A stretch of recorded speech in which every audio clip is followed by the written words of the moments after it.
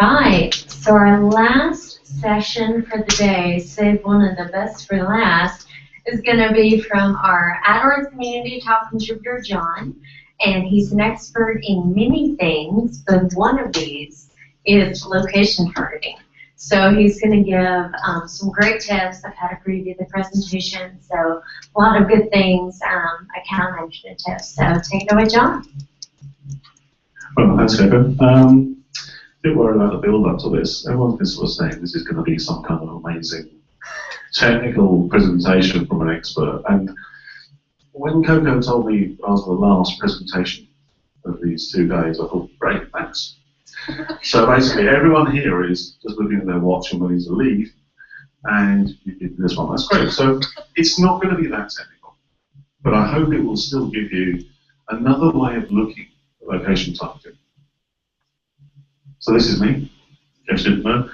I've been with the AdWords community for ever, I think, but is it 10 years now? I've been a top contributor since 2006, but the community started around 2002, 2003, and I think I was pretty much there from the start. So I've been with the community for a long time, and I've seen quite a lot of changes. So that's me. Right, so how am I going to fill 45 minutes talking about location targeting? I have no idea. Okay. It's easy, isn't it? I mean, how many people here in the room currently target the UK as a whole of the UK? Yeah. Anybody targeting any large countries like America, India, Australia, the whole thing? Yeah, okay, great. Well, that's fine. So if you're targeting the whole of the UK, surely location targeting, all you do is you select the UK, and you're done, aren't you? That's it. Thank you very much. That's not good permission. Well, but there is more to it than that, isn't there? I'm hoping to try and show you why there's more to it and why you should be thinking there is. Now, I went online because I wanted to show people how big the UK is.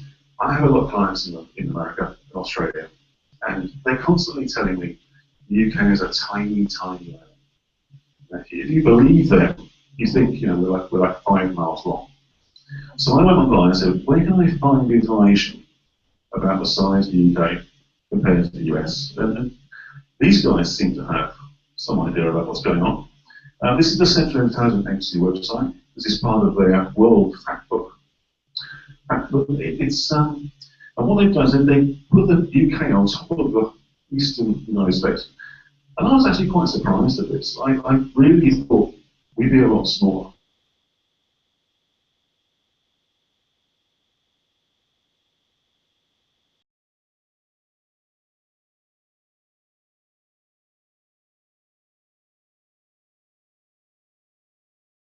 You can see that there's quite a big difference there between Detroit and Atlanta. If you know the states at all, they're quite a different place. You've got different weather, different climate. You're covering quite a lot of area there.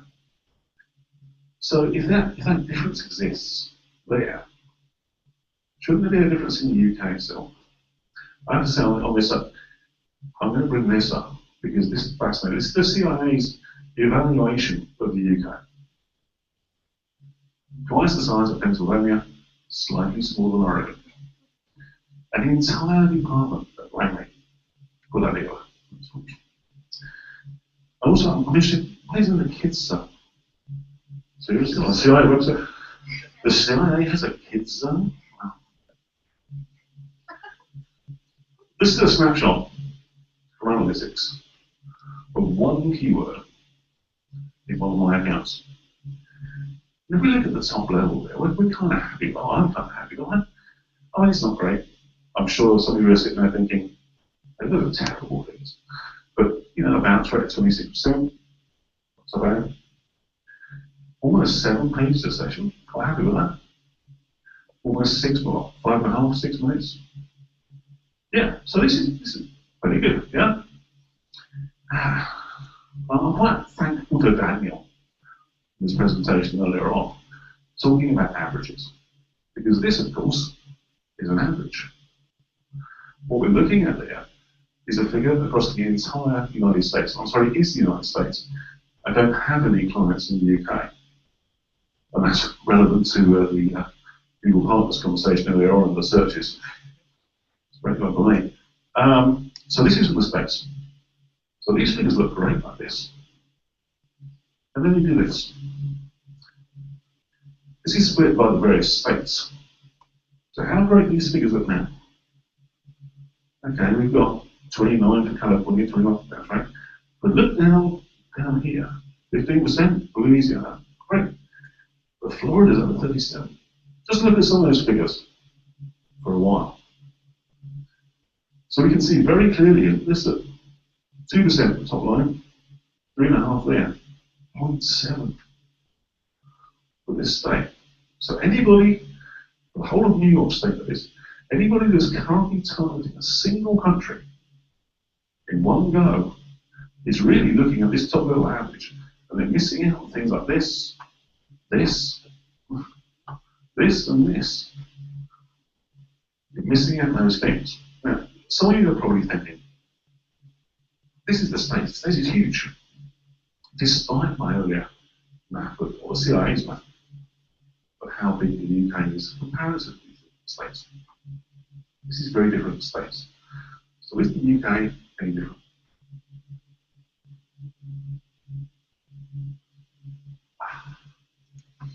This is the UK, in case you didn't know. And I was trying to think of a comparison. I was born here in London. I spent several years out in Brighton, quite a lot of years in Oxford, and I now live in North Yorkshire. But what can I do to compare how people think in the south and how people think in the north? So I thought, God, yeah. What do people drive in the south? What do men drive in the south? Well, what they really need down here on the streets of London is a big, glossy four-wheel drive. And so that's great. Yeah, I like cars. I love regulars. I also kind of like beer. Some of you may know that. Jack certainly does. So there's Steve on for last night. I told you not to mention that. And then down here, of course, their beer comes in little tiny bottles with fruit stuff on top. And of course, they have their iPhone. Oh, sorry. Their Nexus. So that's down here. Yorkshire's not that far away. It's about 200 miles from here, 250 miles at push to where I live. So can it really be that different? Well, they still have their four-wheel drives. They're not quite as glossy, but they are kind of the same.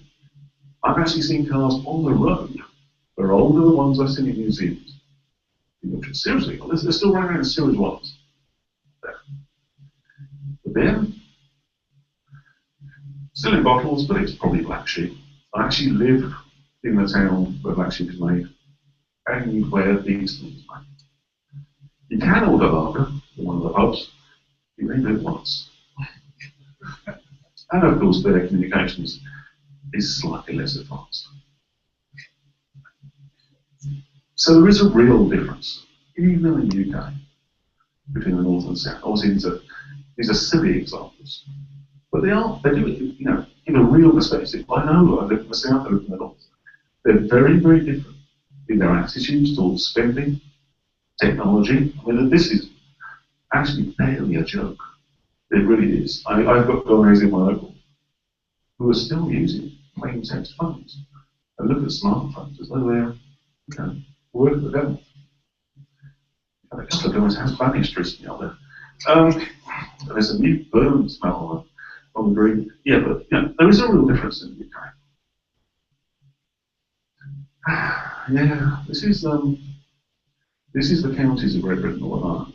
I've got to thank the I've got to thank a company that allowed me to use this map. Yeah, there's quite a lot of them there, isn't there? So if we're going to split them down, how are we going to do that?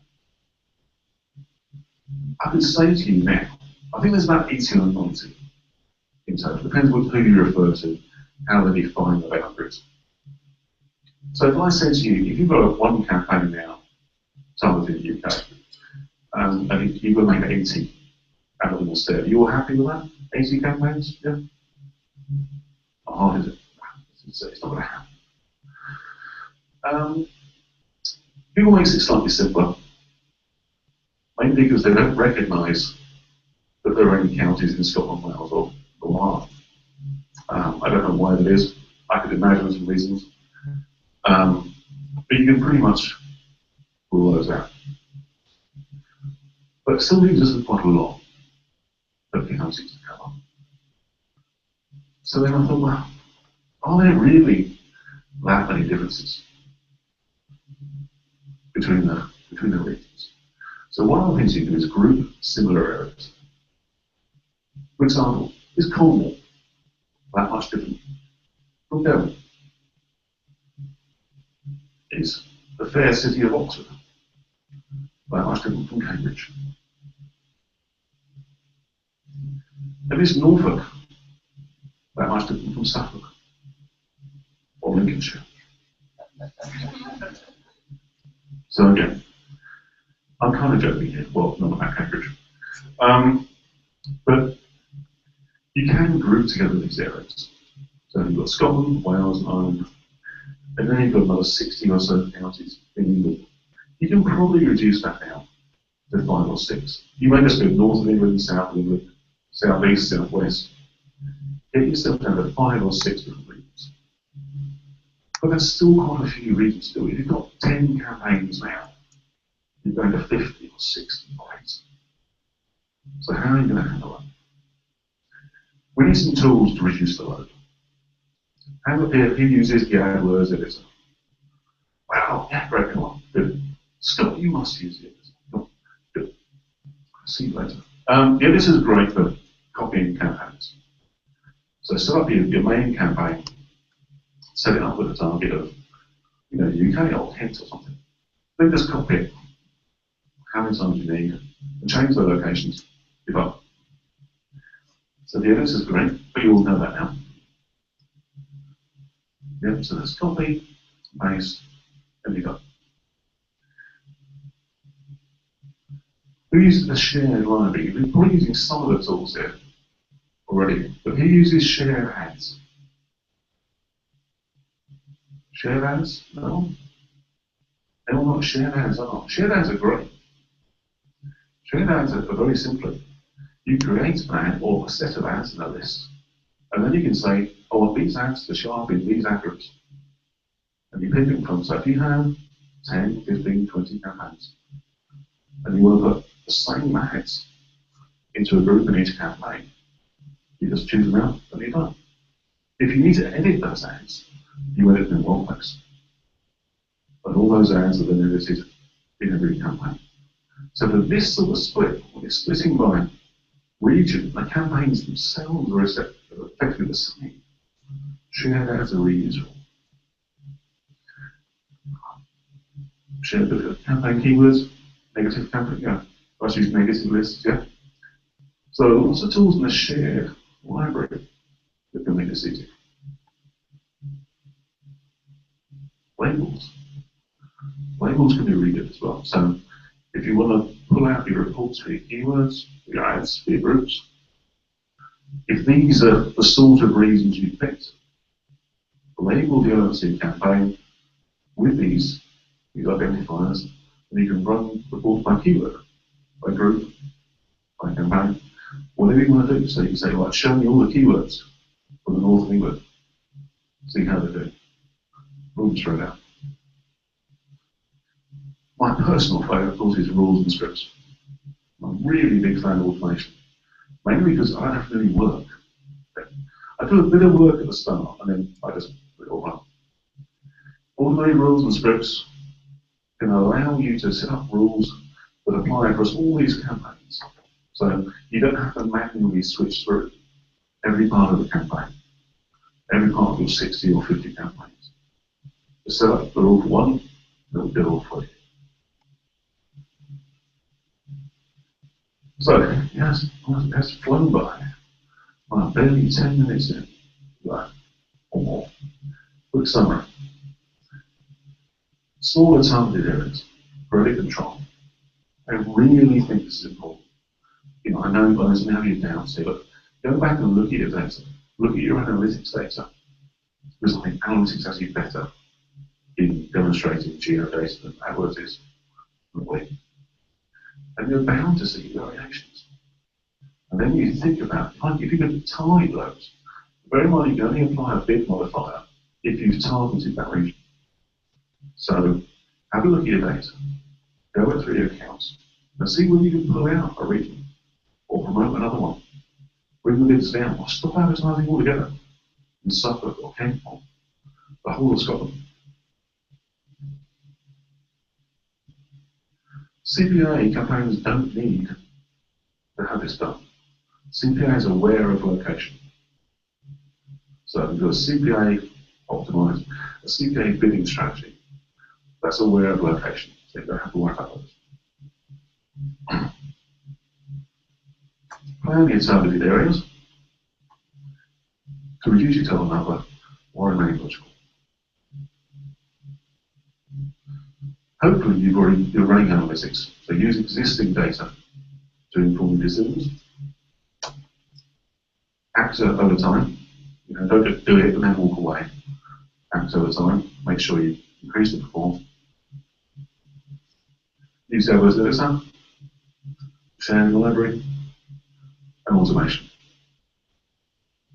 Labels. Then use bid adjustments to tune your performance. So split them up, learn where you can, and then adjust your bids. I haven't mentioned this much. You may, although I said you can share your ads across your campaigns, you may want to actually use different ads in different areas, depending on what you're advertising. As you probably know, people have different words for different things in parts of the UK. So a different word in that might work better in the north than the south.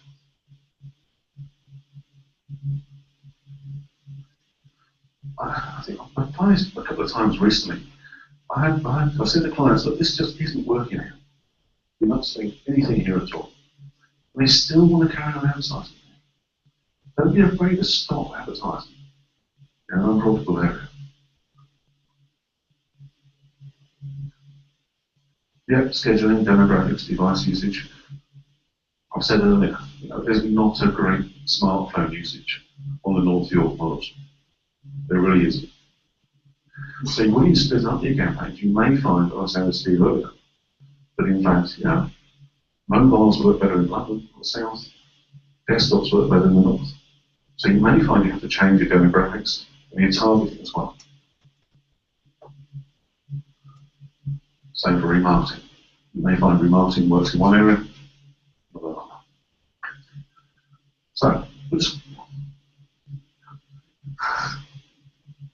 So hopefully that's a good summary. I have kind of rushed through it. I wanted to get you out early. But the key thing I'm trying to put across here is that if you're currently targeting just a single country, the whole thing you're probably missing out on what a substantial amount of optimization. Going back to that very first slide where I showed the figures, if I could knock out those zeros, knock out those big barrel tracks, those top line figures would be a hell of a lot better than they are. So go back, look at your accounts, see if you can do the same thing. Right, do we have any questions?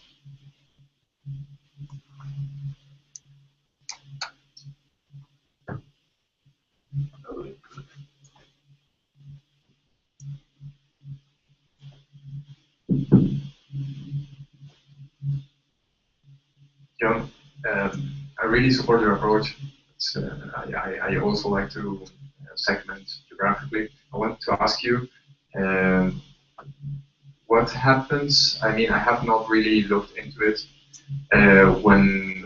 What I do is I first start putting a region, but then within the region I start putting also like populated centers, cities, for example. What happens when there's that overlapping, and you're within this overlapping doing the adjusting the beats and this kind of thing? So for example,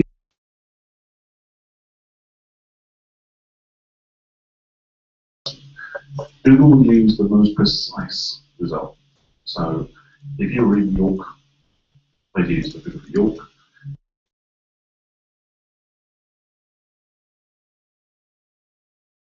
result.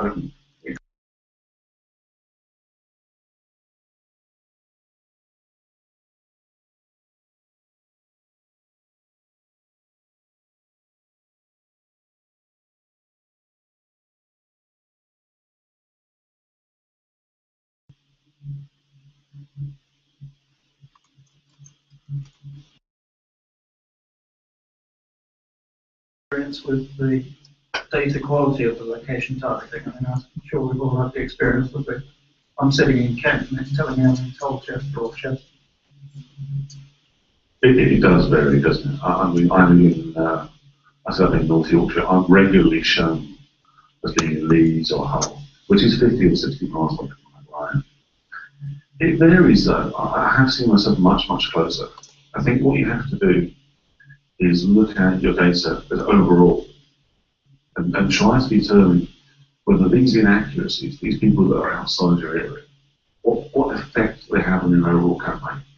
You know, if you've got 1,000 visitors a month and 2 of them come from outside the area, you know, it doesn't really matter. If you've got 1,000 visitors a month and 500 of them are outside the area, that's a problem. It is an issue, especially perhaps in the UK more so than it is in the US, because we have this weird telecommunication structure where we tend to appear places that we're not.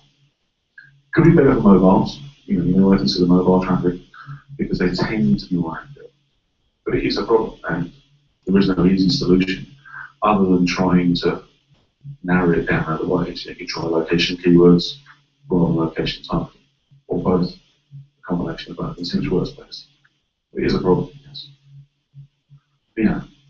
Add to that, if you actually do location targeting in India, it's quite bad. One thing that I always see is we have when you split it by locations, internal regions in India, you see unspecified most often. So the way we do it is we have different campaigns for different regions, and then we'll have one like super campaign with the whole region targeted and all of these regions excluded, so that all the unspecified gets taken care of. Would you suggest any other way to do this, or is this okay? In theory, you could do it in one campaign. Can you specify the unspecified reason? Silly question, I know. But if you can't, then yes, that's probably the way to do it. Yes, the one you want to read. Sorry.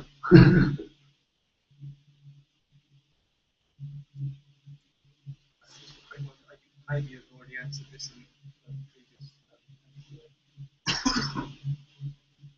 I was just wondering if you could say something about your experience with linking your location targeting strategy to the location site links. Like, you know, linking your campaigns through a place's account. The guy that Brad mentioned about overlap. And you said about, you know, the stats, if you're getting 2 hits that, you know, aren't completely watertight. But one of the things I get often from clients is that if they're more familiar with looking at AdWords reports and reading GA, they are saying, you know, I'm showing up in the region, or my ad is showing up with the wrong address next to it. And you do the search, you know, you look at your account structure, and the only thing it can be is that it's slipping through some sort of gap that's created by the link between what you're doing in AdWords and what is coming through from the places details. Have you got any experience on that? What would your thoughts be on that? I'll refer to my previous slide where I said I guarantee there's no direct answer here. I haven't had a lot of experience with a location in the UK, or location extension in the UK. I am aware there are problems with the radius targeting with those, and it really comes back to what we said earlier on. The UK, in certain areas, simply isn't precise enough to do the sort of radii that people are asking for. And so if you ask for a 20-mile radius around this point, a 20-mile around that point, it's actually really easy for that guy to appear with that guy's ad and that guy to be with that guy's ad. And you just have to look at whether that's likely or not. I mean, if one's in Edinburgh and one's in Brighton, it really shouldn't be crossing over. If they're 2 franchises in the same, you know, in Leeds, it's going to be really hard to separate those 2 in the UK. So you may have to go down a route using location keywords rather than the location extension target. Again, it's back to kind of the same problem. So what are you asking? Yeah, no, exactly. And I'm a big fan of automation, same as you. So linking the places with the AdWords is ideal. But obviously, you get too much problem and obviously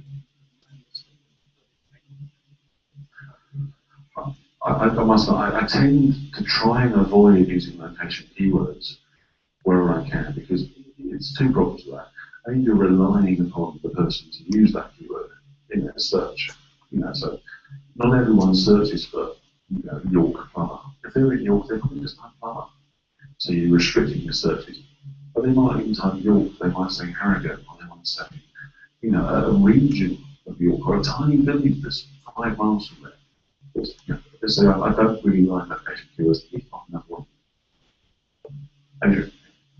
So it happens that my question is actually going to be the opposite of that in terms of not to disagree with you, but using location keywords is going to be my recommendation, because I think it was at a Google conference 3 or 4 years ago, somebody on the stage said about 20% of desktop searches now carry a location reference, and that number doubles to about 40% of mobile searches. People will go for plumbing services in London, whatever. So we would typically, with a location-based account, we'd have 2 campaigns. We'd have one that would use the generic terms, plumbing services, and then use the geo-targeting. And we'd have another campaign to target UK or England, and we use the location reference as well as the generic term, or some phrase, modifiable, whatever examples. And also to echo your point about making use of the shared library, making sure that the negatives, we keep generic lists of UK locations, towns, cities, counties, and they'll be reused over and over again in terms of in the shared library. So we'll know that the client's positive locations, we then strip those out, the search and place, strip those out. What's left are your negative locations, and that works really well. So it's a couple of ideas. No, that's a fair approach. I think you still run the risk. I mean, if 20% or 40% are using locations, then presumably 60 or 80 are not. But yeah, I do take your point. Yes. I see one as well, particularly with London. In London, we find there's a lot of people. We've got a client who runs a catering service business, and I find there's an awful lot of people that live in London, work in London, that live elsewhere, that are looking for those services when they're at work on their computers. And they will use the location reference in London, even though they're looking for something for the weekend.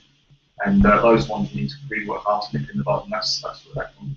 It depends on your approach. It depends on your business and your service. Well, that's a perfect valid. I don't disagree with using location keywords. I just think they do tend to be legwork. I mean, your description of what you've done there sounds like a lot of work to me.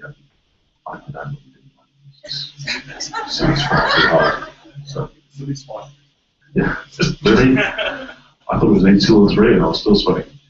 Just to kind of follow up on that, one of the things that we found, and I don't know if you found this, when people say, oh well, a lot of searches come in with the location keyword, our gut feeling, and I don't have any evidence for this, but my gut feeling is that people go, for example, oh, I need a plumber, so they put plumber in, and they've got plumber in London, plumber in Plymouth, plumber in Devon, so they suddenly go, oh shit, wait a minute, no, I'll redo my search, and my same search then has plumber in York. Because we do kind of think, I'm just looking for a plumber, but I can get all kinds of results because other people aren't using the location and the targeting. So I just wondered on your thoughts on that. I mean, I always tend to include the town that I'm targeting in the headline of the ad, so that if someone does look, mine might hopefully stand out if they're in the town that I'm targeting. That's an interesting approach. Yeah, I think it's quite likely.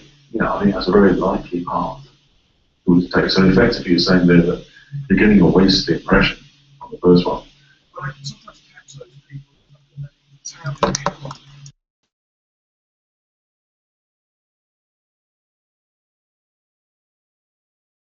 We were saying last night, you're playing a guessing game. What would have happened had that not been there? I mean, if you search for plumber, and because Google knows you're in York, my ad is fairly high up. and then you search for plumbing in York and my ad is still higher, has the fact that my ad has appeared twice make them more likely to click it? We can't imagine what we can't debunk this. But it's, again, yeah, very important we can discuss that later on.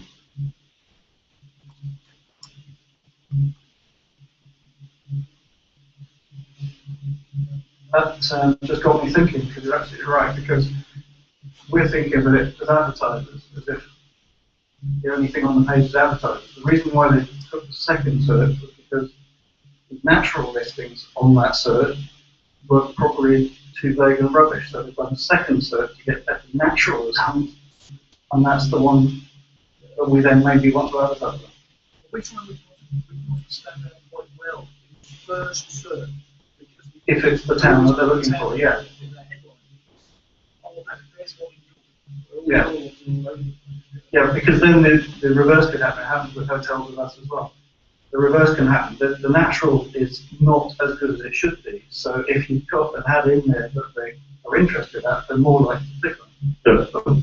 Bear in mind that if your targeting is accurate, you'll get that response anyway. So if you're targeting people interested in York, you don't need the location keyword necessarily.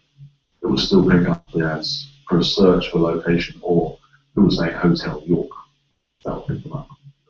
Depends how quickly people scan the rest of the page Yeah. and go, oh, that server's rubbish, I need to refine that. The opposite is also true. I mean, I did a search the other day for taxi, and I saw an ad for a taxi in Brighton when I lived in North Yorkshire. So that guy is obviously targeting the whole of the UK. Why people decided to show the ad to me is a mystery. But, you know, there is yeah. I can pick it up in 5 hours, mate. But, you know, so the opposite is true. So if you're targeting well, and there are other advertisers targeting poorly, you know, you may not need to be precise. Just close might be good enough for you if you're surrounded by advertisers who are targeting very poorly. I suspect he's probably shut down by now.